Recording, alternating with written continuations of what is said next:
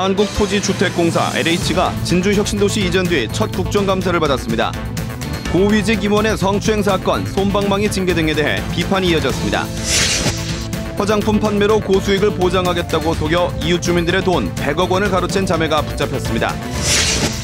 교도소에 복역 중인 재소자가 암 시한부 선고를 받았는데 가족들이 교도소에 늑장 대처하며 국가인권위원회에 진정을 했습니다. 밀양시 내 주택가 놀이터가 뱀과 쥐까지 발견되는 등 방치돼 주민들이 큰 불편을 겪고 있습니다.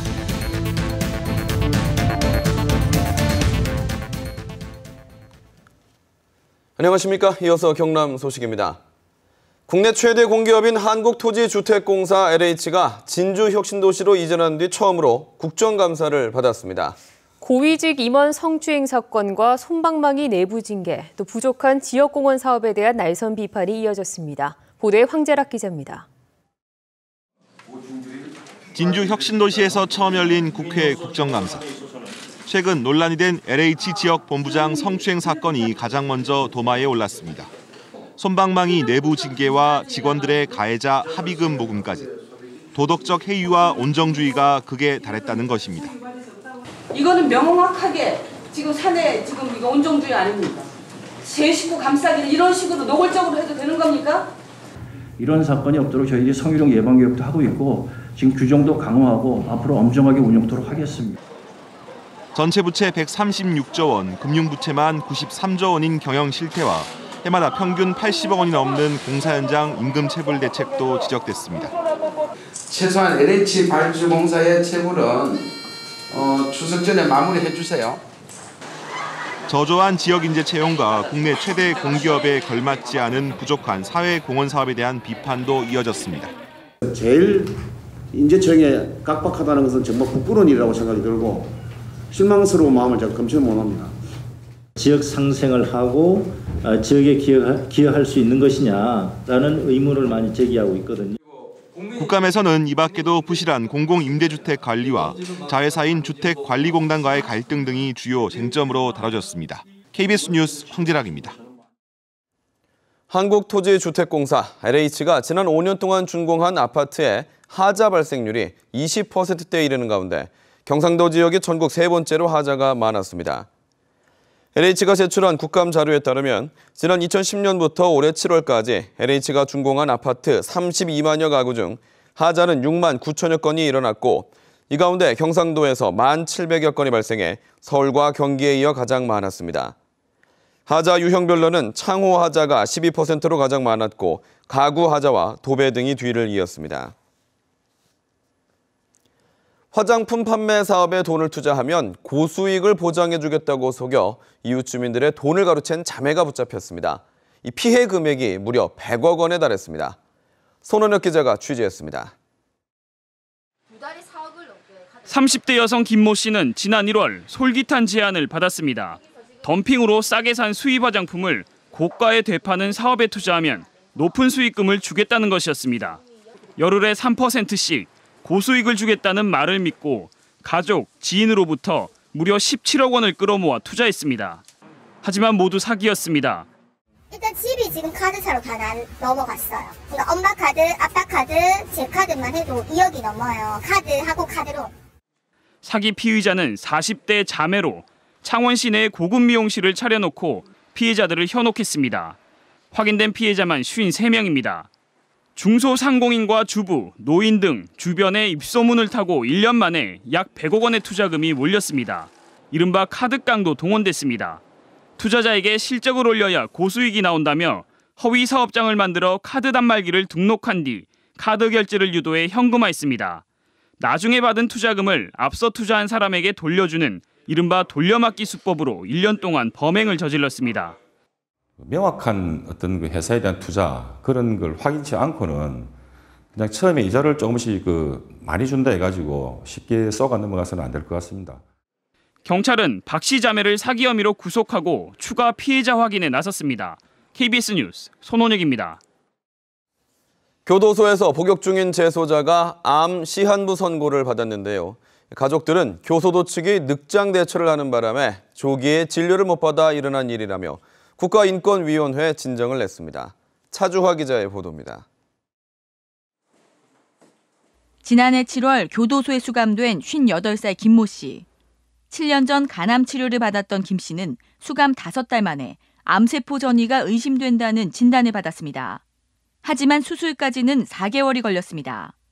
치료를 위한 형 집행정지 신청은 받아들여지지 않았고 수술 닷새 만에 교도소로 복귀했습니다. 가족들은 김 씨가 2년을 넘기기 힘들다는 진단까지 받자 교도소 측의 늑장 대응에 분통을 터뜨립니다. 포항까지도 가갖고 몇 개월을 그 방치를 하고 여기서 멀쩡하게 세기대가 있었는데 교도소가 사람 완전히 사형 선고까지 받고 놓는다는 그게 뭔 말입니까? 교도소 측은 검사 결과를 기다리고 수술 일정을 잡느라 시간이 걸렸다고 해명했습니다. 하지만 국가인권위가 교도소 의무관을 대상으로 조사한 결과 65%가 보안 문제나 협의가 쉽지 않아 재소자의 외부 병원 진료가 어렵다고 답했습니다. 지난 5월에는 2달 동안 손발 마비를 호소한 재소자가 형 집행정지 하루 만에 식물인간이 됐고 2012년에는 간질환이 의심되던 수감자가 치료 시기를 놓쳐 숨졌습니다. 수용자들은 이제 구금시설 그 관리 체계 안으로 들어선 순간부터 자신을 돌볼 수 있는 여지가 이제 완전히 없어진. 국가가 이들에 대한 보호하려는 어떤 그런 책임들을 소홀히 하는 것은 기본권마저도 침해하는.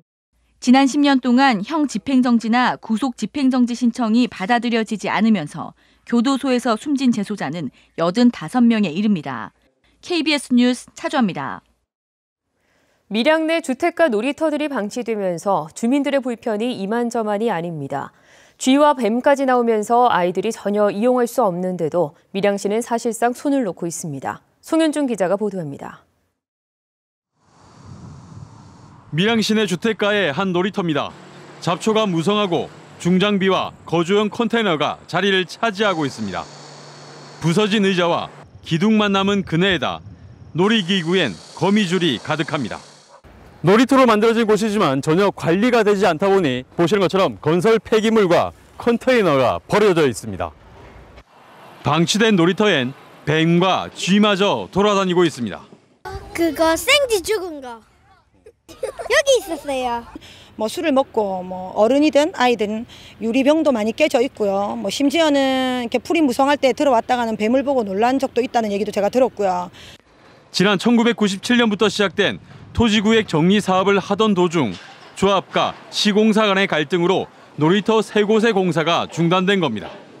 아파트와 빌라 등은 지어져 주민들은 입주했지만 정작 아이들의 놀이터는 없는 실정입니다. 저희 아이 같은 경우는 못 놀게 합니다. 놀이터에서 절대 못 놀게 하고 또 왔다 갔다 또 무서워서 절대 놀지 말고 목바로 한 갔다 집으로 오라고는 얘기하죠. 하지만 밀양시는 놀이터를 기부 체납받지 못했다는 이유로 조합과 시공사의 책임을 떠넘기며 사태 해결에 뒷짐을 지고 있습니다. KBS 뉴스 송현준입니다. 특성화고 학생들을 글로벌 인재 육성 프로그램으로 취업까지 연결하는 해외 인턴 사업이 이제 5년 차를 맞았습니다. 그동안 해외 취업의 성과 등으로 안정궤도에 접어들었지만 앞으로 예산 확보가 관건입니다. 보도에 김대진 기자입니다. 올해 호주 인턴십에 최종 합격한 28명의 특성화고 학생들이 한자리에 모였습니다.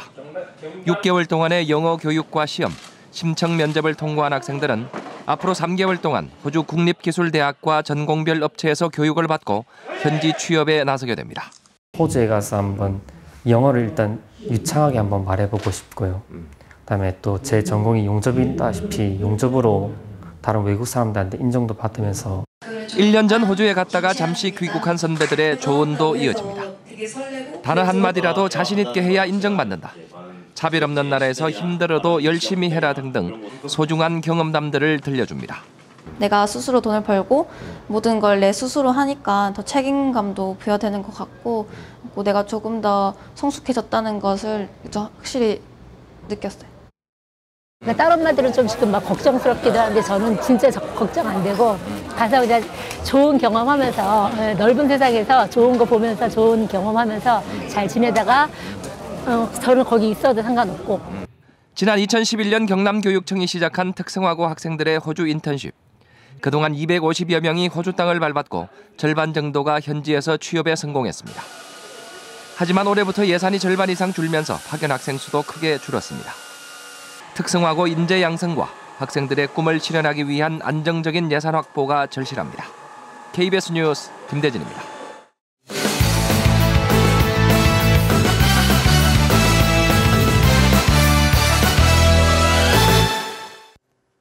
주요 단신입니다. 경상남도가 도청에 근무하는 무기계약직 직원들에게 최저임금 이하로 급여를 지급해 최저임금법 등을 위반하고 있다는 주장이 제기됐습니다.